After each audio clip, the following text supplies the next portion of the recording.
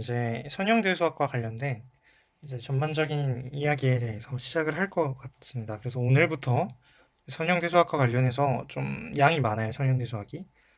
선형대수학에 대해서 이제 수업을 하게 될 것 같습니다. 네, 그래서 오늘은 선형대수학이 무엇인지에 대해서 간략히 설명을 드리고 이제 연산과 관련된 부분에 대해서 좀 이야기해야 할 것 같습니다. 네, 먼저 선형대수학이 무엇인지 한번 이야기를 해보죠. 우리가 물리학에서 다룬 기하적인 포스, 힘이라든지 아니면 어떤 공간에 퍼져 있는 장 같은 것들이 결국에는 우리는 벡터라고 알고 있죠. 그런데 재밌는 것은 이제 이 선형대수학이 다루려고 하는 것에는 사실 다항식도 있고 전기전자공학과에서 다루는 신호와 관련된 것도 있습니다. 네. 또 동시에 우리가 이제 앞으로 다룰 데이터도 결국에는 이제 선형대수학에서 다루고자 하는 것이죠. 이때 이제 우리는 이것을 어떤 것들로 그렇게 바꿔서 표현을 하냐면 어떤 것으로 추상화하냐면 결국에는 이 Rn, Cn, n 차원의 어떤 실수 공간 내지 복소수 공간에 있는 어떤 벡터로 추상화를 하는 것이죠. 특히 위치 벡터로 원점 시점으로 하는. 네, 그러면 이 벡터들이 진짜로 이런 대상들의 특징들을 잘 반영을 해주는가 한번 질문을 해보면 실제로 그렇다는 것이죠. 일단 기하학적인 힘들은 우리는 그걸 벡터합으로 이제 표현을 했었죠. 장도 마찬가지고 다항식도 서로 더하거나 빼도 다항식이고 어떤 상수를 곱해서 곱하거나 뭐 나누거나 해도 똑같이 다항식이에요. 마찬가지로 신호도 어떤 상수를 곱함으로써 증폭을 시킬 수 있고 어떤 상수를 뭐 나눔으로써 뭐 감폭시킬 수도 있죠. 내지는 서로 다른 두 신호를 합쳐봐야 어차피 그냥 새로운 시그널이 될 뿐입니다. 그래서 결국에 벡터가 갖고 있는 가장 큰 이점은 이 벡터로 표현함으로써 우리가 갖게 된 이점은 우리가 표현하려는 대상의 어떤 우리가 특징들, 그 핵심적인 특징, 그게 바로 선형 결합 알파 x 더하기 베타 y를 표현할 수 있다는 것이죠. 그래서 서로 다른 두 대상의 상수배를 곱해서 더한다고 할지라도 그것은 새로운 대상일 뿐 이상한 대상이 아니라는 것입니다. 그래서 이것이 이제 벡터가 갖고 있는 가장 큰 이점이죠. 그래서 리니어 컨비네이션을 잘 표현한다. 네, 그래서 이 벡터들의 합과 뭐 리니어 컨비네이션이 어떻게 되는지 한번 보면 결국에는 우리는 곱셈이라는 것 잘 공부해 왔어요. 그래서 결국에는 이 선을 지킨다 내지는 끼리끼리 연산을 하면 된다라는 걸 생각해 보시면 될 것 같아요. 그래서 실제로 우리가 1 더하기 색깔이 조금 탁하네요. 그래서 1 더하기 그리고 뭐 2 이런 식으로 하면 결국에는 이 벡터들을 그대로 한 벡터의 종점을 다른 벡터의 시점으로 여김으로써 우리는 계산 결과를 이렇게 알아낼 수가 있었죠. 마찬가지로 우리는 어떤 벡터의 스케일러라는 걸 곱음으로써 이건 말 그대로 스케일을 하는 어떤 작용 요소죠. 스케일러. 이 스케일러를 곱함으로써 얘의 길이를 우리가 원하는 만큼 느리거나 줄일 수도 있는 것입니다. 마찬가지로 선을 지킨다는 것은 무슨 뜻이냐 하면 이 서로 다른 두 벡터가 이제 주어진다고 했을 때 각각의 성분은 끼리끼리 연산을 그대로 한다는 것이죠. 네. 그래서 여기 V1과 V2는 이제 눈치채셨을지 모르겠지만 이 005930과 035720은 이제 주식의 종목 코드죠. 그래서 어떤 주식 종목인지는 이제 언급하지 않겠지만 얘는 주식의 종목 코드고 얘는 주가입니다. 그랬을 때 이 종목 코드랑 주가를 계산하는 건 불가능하잖아요. 그래서 애초에 정의하기를 끼리끼리로 정의를 하는 게 이치에 맞다 이겁니다. 그래서 종목 코드끼리가 더하자 그랬으면 종목 코드끼리만 더해야 되고 그 다음에 주가끼리 더해야 한다면 주가끼리만 더해야 된다는 것이죠. 그래서 이 덧셈과 곱셈은 이처럼 끼리끼리 내지는 선을 지키는 덧셈과 상수곱이 정의되어 있다는 것이죠. 그랬을 때 서로 다른 두 벡터의 곱셈은 어떻게 정의할까요? 우리가 곱셈을 어떻게 정의했는지 한번 보죠. 실수축에서 1 곱하기 2라는 것은 이 1과 2라는 벡터의 이제 곱이죠. 그러니까 결국에 이게 어떤 결과를 나타내냐면 이런 결과를 나타냈습니다.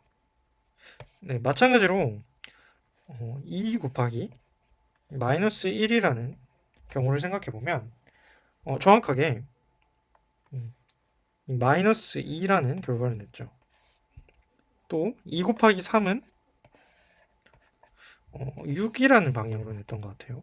이게 원리가 어떻게 되는 것인지 궁금하죠. 그래서 결국에는 이것의 원리가 이제 기하 벡터, 고등학교 기하 벡터 시간에는 사형이라는 개념으로 나타나게 되죠. 그래서 이 2라는 방향으로 각각의 길이를 곱하고 이제 결국에는 이 1이라는 벡터가 2라는 벡터에 사용된 그 길이를 2에 곱하는 그리고 새로운 벡터가 되는 그런 형식인데 그런 수가 되는 형식인데 네, 결국에는 이렇게 끼리끼리 곱함으로써 연산이 되는 것이고 1,2와 3,4를 서로 곱하게 되면 끼리끼리 곱하고 끼리끼리 곱하고 각각의 결과를 더함으로써 표현하게 되는 것이죠. 네. 그래서 이 종목 코드를 이렇게 모아놓는 것도 이제 결국에는 어떻게 우리가 대상화할 수 있는 것일 텐데 충분히 이런 것들을 생각할 수 있죠. 이미지 데이터도 결국에 각 화소별로 각 픽셀별 화소 같은 게 저장이 될 수 있을 것이고 이 V1은 결국에 서로 다른 두 주식의 이제 종목 코드와 특정 시점에 이제 주가를 기록을 한 것입니다. 네, 결국에 이것도 하나의 벡터가 되는 것입니다. 만약에 우리가 얘네들 사이에 덧셈을 정의한다면 끼리끼리 얘와 얘를 더하는 것이고 얘와 얘를 더하는 것이고 얘와 얘를 더하는 것이고 얘와 얘를 더하는 것이죠. 곱셈도 마찬가지로 상수배를 전체에 곱한다면 각각에 대해서 곱해진다는 것입니다. 그랬을 때 서로 다른 두 이 모임, 이 벡터들의 모임의 곱은 어떻게 정의할 것이냐? 이것도 마찬가지라는 것이죠. 그래서 끼리끼리라는 걸 기억하시면 될 것 같은데 이제 나중에 이 행렬의 곱셈에 대해서는 다시 이야기를 하도록 하죠. 어쨌든 이 행렬이라는 게 결국에 이제 등장을 하게 됩니다. 이 행렬이라는 것은 사실 어려운 게 아니죠. 그래서 그냥 단순히 n by n 사이즈라고 하면은 이 세로에 m개의 이제 로우가 있는 것이고 이 로우라고 하면은 이 가로로 보이는 것을 로우라고 합니다. 그리고 가로로 봤을 때는 이 세로로 된 칼럼들이 하나, 둘, n개가 있는 것이죠.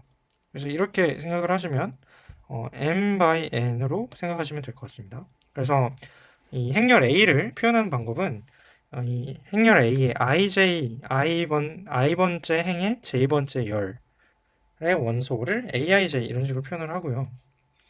이제 각각의 ij는 이런 범위를 가질 것입니다.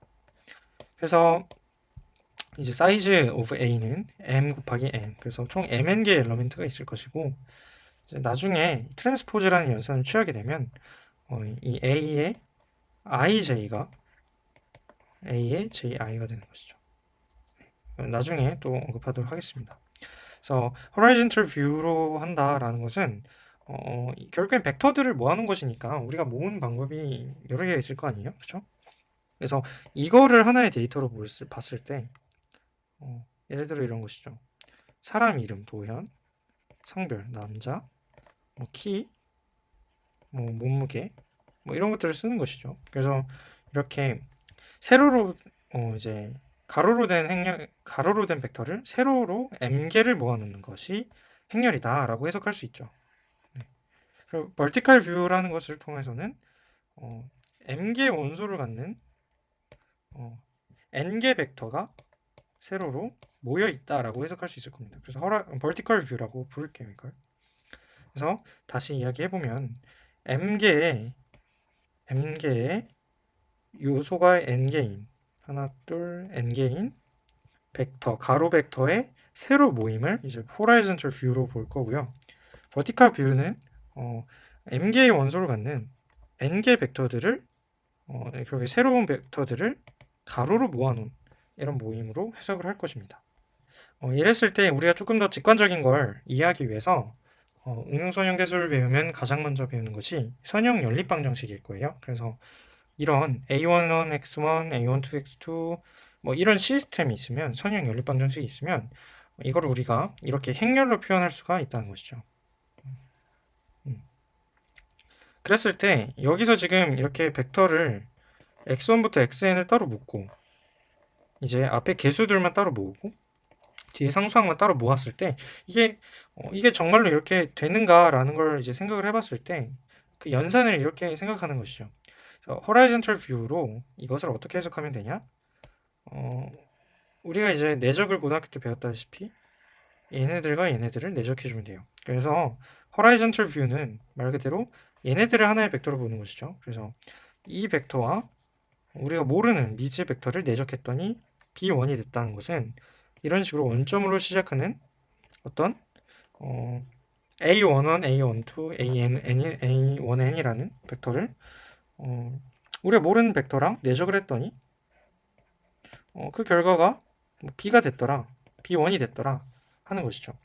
그래서 이런 것들은 결국에는 보다 높은 차원에서는 평면을 이루는 방정식이 되고 결국에는 horizontal view는 n차원의 벡터가 m개 있는 것이기 때문에 n차원의 평면이 m개가 있는 것이 되는 것이죠. 이렇게 우리가 평면으로 해석을 하게 되면 이 방정식은 어떻게 해석할 수 있게 되냐면요. 이런 평면들의 교점을 찾는 문제로 바뀌게 됩니다. 만약에 이 평면이 공통된 교점을 갖지 못한다면 해가 없을 것이고 둘 중 하나로 평행하게 되면 해가 존재하지 않게 되겠죠. 만약 세 평면이 정말로 이렇게 딱 그 특정 점에서 봤을 때 이런 식으로 정말 아주 잘 한 이제 점이 점으로 보이지만 실제로 직선에서 만난다면 얘는 해가 존재하고 그것이 무한하겠죠. 만약 어떤 평면이 이런 식으로 잘 만난다면 이 교점이 잘 이렇게 구성이 돼서 만난다면 얘는 해가 유일할 것입니다. 그래서 해가 있다라는 걸 표현하기 위해서 existence의 1을 뒤집어서 이런 식으로 표현을 하고요. 얘는 아니다라는 뜻이죠. 존재하지 않는다. 존재하고 무한계다. 존재하고 유니크하다. 유일하다. 라는 것입니다. 근데 만약에 우리가 이제 이 매트릭스를 버티컬 형식으로 보게 되면 m차원의 벡터가 n개 모여 있는 것이죠. 그죠? 그럼 우리가 이걸 어떻게 해석할 수 있냐면 이 m차원의 벡터에 x1이라는 개수가 곱해지고 x2라는 개수가 곱해지고 xn이라는 개수가 곱해져서 우리가 알고 싶어하는 m차원의 어떤 b1부터 bm이라는 벡터가 나온다는 것이죠. 이거는 이제 구체적인 예시를 보자면 어떤 두 벡터가 주어져서 어떤 우리가 모르는 이 b벡터, 그래서 이게 뭐 a1 벡터, a2 벡터 이런 식으로 표현하게 되면 이 두 벡터를 어떻게 늘리고 줄이고 더해야 이 b라는 벡터가 나올까? 결국 그 개수 조합 x, y를 찾게 되는 것이죠. 네, 그래서 이런 식으로 해석을 하게 되면 그리고 이게 이렇게 해석이 되죠. 실제로 x1을 곱하고 x2를 곱하고 xn 줄을 곱한 다음에 첫 번째 행에 대해서만 생각을 해주면 정확히 첫 번째 방정식이 나오는 걸 확인하실 수 있습니다. 그래서 이 연립 방정식을 어떻게 해석할 수 있다? 이렇게 m차원의 n개 벡터의 리니어 컨비네이션으로 생각할 수 있게 되죠. 그 말인즉슨 이 m차원에 있는 n개 벡터들이 여러 개가 있을 텐데 이런 얘들을 어떻게 어떤 개수 조합으로 특정을 해서 만들어야지 우리가 알고자 하는 b벡터라는 얘를 표현할 수 있을까라는 그런 질문을 할 수 있게 됩니다. 그래서 앞으로는 이 horizontal view보다는 이 vertical view로 보는 것을 조금 더 선호하도록 할게요. 그래서 vertical view로 이제 보는 것으로 하고 앞으로 매트릭스에 이런 벡터를 곱하는 것은 항상 무엇이다? 리니어 컨비네이션으로 해석할 수 있다는 점을 유의해 주시면 좋겠습니다. 네, 그래서 이 선형대소와 관련된 여러 가지 룰이 있어요. 그래서 이 규칙에 대해서 한번 살피고 넘어가도록 하겠습니다. 그래서 결국에 벡터는 어떤 n차원의 실수 공간에 있는 대상이죠. 그래서 엘러먼트가 그러니까 요소가 원소가 n개인 것이고 아까 말씀드렸다시피 선을 지키는 연산만 하면 됩니다. 그래서 덧셈, 뺄셈, 상수곱은 각각 끼리끼리만 하면 됩니다. 그래서 서로 곱하는 이 내적이라고 하죠. 이 내적은 각각의 이제 원소를 결국 곱하는 것이고, 트랜스포즈를 이제 나중에 뭐 말씀드리겠지만 취해서 곱해주는 것으로 생각해 주시면 되고요. 이제 매트릭스에 이제 관련된 룰들을 보면 이 벡터들의 이제 모임으로 해석을 할 수 있다 그랬죠. 그래서 vertical view로는 뭐 n 개의 벡터가 이렇게 모여 있는 것이고, v1, v2, vn 이런 벡터들이 모여 있는 것이죠. 그래서 서로 다른 m1, m2, 그래서 이 m by n, 아래 m by n이라는 거는 m by n의 매트릭스들의 모임인 것이죠. 각각의 원소가 실수인. 그래서 그런 m1과 m2가 주어지면 걔네들의 덧셈뺄셈도 벡터와 마찬가지로 선을 지키면 됩니다. 그래서 각각의 ij번째 엘리먼트들에 대해서 덧셈뺄셈을 해주면 된다. 그리고 상수곱도 마찬가지다라는 것입니다. 그런데 이제 문제가 되는 것은 곱이죠. 그래서 곱인데 먼저 매트릭스와 벡터는 아까 뭐라고 말씀드렸냐면 매트릭스에 벡터를 곱하는 것은 리니어 컨비네이션이다 라는 것입니다. 그래서 이 곱이 정의가 되려면 m by n 사이즈는 항상 n by 1 사이즈가 곱해져서 m by 1이 나오게 돼요. 그 결과는 이제 이런 식으로 됩니다. 이 m by n 사이즈의 m이라는 행렬에 n by 1 사이즈의 v라는 벡터를 곱한 것은 결국에 m by 1의 이제 벡터가 될 텐데, 그 벡터의 i번째 원소는 이 m의 ij번째 vj를 곱하고 이 j를 1부터 n까지 더한 것이다. 이게 무슨 뜻이냐라고 하면 결국에는 이제 m의 mi를 i번째 칼럼이라고 할게요. 그러니까 열이라고 할게요. 그러면 m은 m1, m2, mn 이렇게 되어 있는 것이고, 여기에 지금 v1, v2, vn이 곱해져 있는 것이죠. 결국에 이게 무슨 뜻이냐? v1에 m1을 리니어 컨비네이션하고 v2에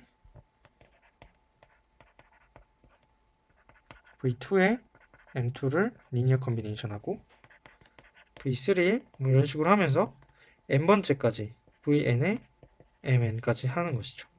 이제 각각의 벡터들은 m차원의 벡터들이기 때문에 결과도 m차원의 벡터가 나오겠죠.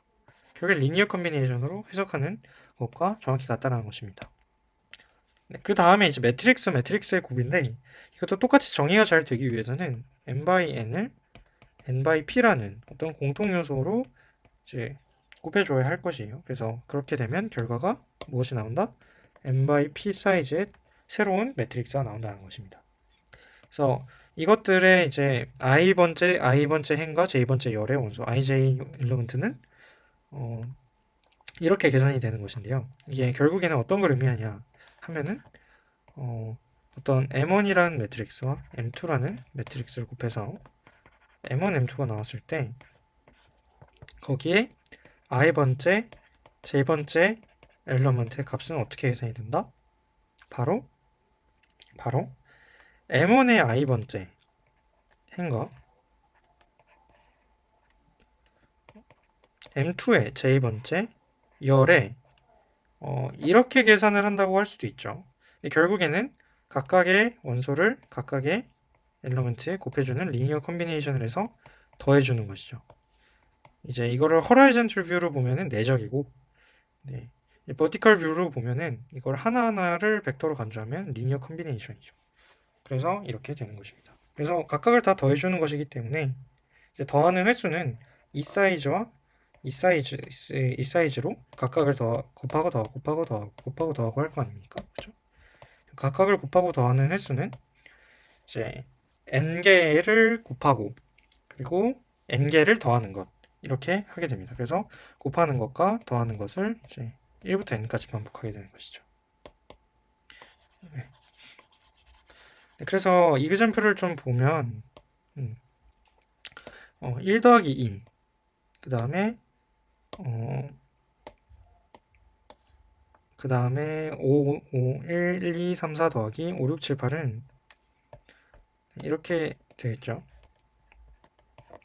1 더하기 5, 2 더하기 6, 3 더하기 7, 4 더하기 8이 돼서 얘는 6, 10, 8, 12라는 매트릭스가 되고, 얘는 선형결합으로 생각을 하면 5 곱하기 1, 3, 7 곱하기 2, 4가 되어서 5 더하기 14, 15 더하기 28이 되는 것이죠. 마찬가지로 얘네들의 곱도 1, 2, 3, 4가 리니어 컨비네이션으로 돼서 6 곱하기 1, 3 더하기 8 곱하기 2, 4가 되는 것입니다. 네, 그러면 얘네들도 똑같이 생각할 수가 있을 텐데요. 이거를 하나의 벡터로 생각하고 이거를 하나의 벡터로 생각하면 사실 나눠서 하면 되는 거 아니겠어요? 그렇죠? 그래서 2x2에 2x2를 곱하기 때문에 결국에 2x2가 나타날 것이고 여기에 첫 번째 등장하게 될 2x1 매트릭스, 이 2x1 벡터는 어떻게 계산이 되는 것이다? 그냥 각각에 적용을 하는 것이죠. 그래서 5 곱하기 1, 3 더하기 7 곱하기 2, 4, 마찬가지로 6 곱하기 1, 3 더하기 8 곱하기 2, 4 이런 식으로 계산이 되는 것이죠. 그래서 일반적인 규칙에 대해서 알아보았고요. 추가적인 룰에 대해서 좀 공부해보면 좋을 것 같습니다. 그래서 결국에는 이 벡터들을 낱개를 모아서 매트릭스가 됐다는 것인데, 네. 그랬을 때 이 벡터가 사실은 덧셈, 곱셈, 뭐 상수곱, 그리고 자기들끼리의 곱 이런 거에 대해서 항등원을 갖고 있어요. 항등원을 갖고 있다라는 게 이제 무슨 뜻이냐면 자기한테 어떤 걸 더해도 자기 자신이 나오는 어떤 게 있다는 거죠. 그걸 이제 0벡터라고 하는데 이 0벡터가 있죠. 그게 뭐죠? 바로 이런 벡터가 0벡터가 됩니다. 0, 0. 그죠? 그러면은 각각을 더하면 V1이 나오죠. 이거는 어디에서 나오는 거죠? 이런 0이라는 거는? 이건 실수의 성질에서 나오는 것이죠. 그죠? 네, 얘네들은 이제 이 R2의 0이고 그의 0은 0,0이 바로 새로운 0이 되는 것입니다. R2에. 네, 마찬가지로 이 상수곱의 항등호는 이것도 1을 각각에 곱하면 자기 자신이 나오기 때문에 1이 이 벡터의 항등원이 곱셈에 대한 항등원이 되겠죠. 네, 그렇습니다. 그래서 네. 그리고 매트릭스의 항등원은 그럼 무엇이 될까요? 바로 0, 0, 0, 0이겠죠. 왜냐하면 각각에 그냥 더해주는 것이 정의되어 있기 때문에, 또 항등원은 1이겠죠. 각각에 곱해주는 것이 정의되어 있기 때문에. 그래서 여기서도 생각해보면 이 벡터들의 모임만이 이제 벡터가 아니라 그냥 이 행렬이 모여 있는 것도 생각을 하면 여기서의 0은 여기서는 뭐 2x2겠죠. 여기서의 0은 0000이라는 행렬이 된다는 걸 알 수 있을 것 같아요. 네, 이제 트랜스포즈에 대해서 설명을 드리면 트랜스포즈는 사실 버티컬 뷰와 호라이전털 뷰를 바꿔주는 것이죠. 어떤 벡터가 이렇게 호라이전털 뷰로 되어 있다면 얘를 트랜스포즈라는 걸 시켜줌으로써 이렇게 세워져 있는 칼럼으로 해석할 수 있는 것이고 그 역도 마찬가지일 것입니다. 그래서 이 A 트랜스포즈의 i번째, j번째 엘리먼트는 이 A의 정확히 j번째, i번째이고 1, 2, 3, 4 같은 매트릭스를 예로 들어보면 얘의 트랜스포즈는 정확히 1, 2, 3, 4가 되는 것이죠. 이 대각선은 그대로 있고 얘네들이 바뀌게 되는 것입니다. 네, 이때 이제 이 시메트릭 매트릭스라는 것도 정의가 되는데요. 이 트랜스포즈를 시켜도 결국에 자기 자신이 나오는 경우, 이런 경우를 이제 시메트릭 매트릭스라고 하고 1, 2, 2, 4 이런 경우가 시메트릭 매트릭스겠죠. 같죠. 그렇죠? 인버스 매트릭스에 대해서도 이야기해야 할 것 같은데 어떤 행렬 A에 오른쪽에서 B를 곱하나 왼쪽에서 B를 곱하나 그것이 i로 된다면 이 i는 단위 행렬 1, 0, 0, 1을 의미하는데 이걸 만들어낸다면 이 b를 a의 인버스라고 정의합니다. 예를 들어 2x2의 경우 이제 결국에는 이제 스퀘어 매트릭스라는 사이즈가 가로 세로 같은 매트릭스에 정의가 되는 것인데요. 예를 들어 1, 2, 3, 4라고 해보면 마이너스 2분의 4, 1, 마이너스 2, 마이너스 3 이런 행렬은 1, 2, 3, 4의 오른쪽에 곱하나 왼쪽에 곱하나 결국에 1, 0, 0, 1이라는 행렬이 나오게 만듭니다. 네, 여기서 이 i라는 얘들은 이제 나중에 다시 한번 살펴보기로 하고 간단하게만 해석을 해보죠. 그래서 이 A의 인버스라는 게 만약에 존재한다면 어떻게 되냐라고 하면 사실 굉장히 좋은 일이 일어납니다. 어떻게 되냐면 이 AX는 B에 양변에 A를 나누는 듯한 것을 취할 수 있는 것이죠. 그래서 만약에 A 인버스가 존재하면 그냥 단순히 X는 양변에 A 인버스를 곱해준 A 인버스 B가 될 것입니다. 그러나 만약에 A 인버스가 존재하지 않는다면 이는 불가능하겠죠. 그럼 우리의 질문은 이거죠. A 인버스가 언제 존재하냐? 네, 이것이 중요한 질문일 것입니다. 그래서 인버스와 트랜스포즈에 관련된 간단한 룰에 대해서 좀 알고 가자면 A, B의 인버스는 순서가 바뀌어 있는 B, A 인버스이죠. 이걸 어떻게 증명하면 되냐? 이렇게 증명하면 됩니다. 단순히 만약에 이 B 인버스 A 인버스가 그래 A, B 인버스야? 그러면 왼쪽에서 곱하나 오른쪽에서 곱하나 I가 나오겠네 라고 이제 나오는 것이죠. 그래서 직접 해보시면 됩니다. A, B 이렇게 하시면 이게 I가 되고 다시 얘가 I가 돼서 I가 되죠. 그렇죠? 네, 되게 간단하고 반대쪽에 곱하는 것도 해보시면 됩니다. 그리고 이제 AB 트랜스포즈가 B 트랜스포즈 A 트랜스포즈냐라고 묻는 것은 이제 이것의 I번째 J번째 원소가 결국에는 AB의 트랜스포즈가 아니라 AB의 J번째 I 원소죠. 트랜스포즈의 정의에서 그렇죠?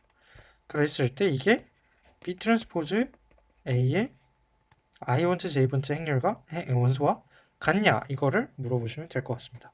그리고 이 문제도 한번 직접 스스로 풀어보시길 바랍니다. 이 트랜스포즈와 인버스가 서로 자리를 바꾸는 게 가능하다는 것이죠. 네, 그래서 오늘은 정말 간단하게 선형대수에서 가장 처음에 배우는 초반에 배우는 것들에 대해서 이야기를 해드렸습니다. 그래서 어떤 대상을 벡터로 추상화하는 과정에서 이 벡터가 갖고 있는 좋은 특징들, 이 알파 x 더하기 베타 y가 결국에 새로운 벡터가 된다는 이 선형 결합에 의해서 닫혀 있다라는 리니어 컨비네이션을 설명해 드렸고요. 이 끼리끼리 이제 선을 지킨다는 개념이 실생활에서도 이게 실제로 잘 적용되는 개념이다라는 것. 그래서 이 매트릭스를 정의를 하고 이 선형 연립방정식이라는 이 직관적인 문제를 이 호라이즌털 뷰와 버티컬 뷰, 특히 버티컬 뷰로 해석함으로써 벡터들의 모임으로 해석을 했죠. 그래서 결국에는 벡터들의 모임이 매트릭스고 이 매트릭스들이 갖는 사칙 연산을 정의를 해드렸고 이들이 갖고 있는 곱셈 뭐 이런 것들에 대한 예제들도 다뤄보았습니다. 그래서 추가적인 룰, 항등원이나 뭐 트랜스포즈, 시메트릭 매트릭스, 인버스 이런 것에 대해서 한번 다뤄봤고 추후에 A 인버스가 갖고 있는 장점에 대해서 간단하게나마 쉽게 풀 수 있다는 장점을 설명해 드렸죠. 그리고 이제 인버스와 트랜스포즈가 갖고 있는 서로 뭐 상관관계라고 하면 상관관계 내지는 관계에 대해서 이제 설명을 해드렸습니다. 네, 그래서 오늘 수업은 여기까지 하도록 하고요. 다음 수업에서는 행렬에 대해서 행렬이 갖고 있는 특성을 어떻게 조금 더 추상화할 수 있을지 한번 의논해 보도록 하겠습니다. 네, 오늘 수업은 여기까지 하도록 하겠습니다.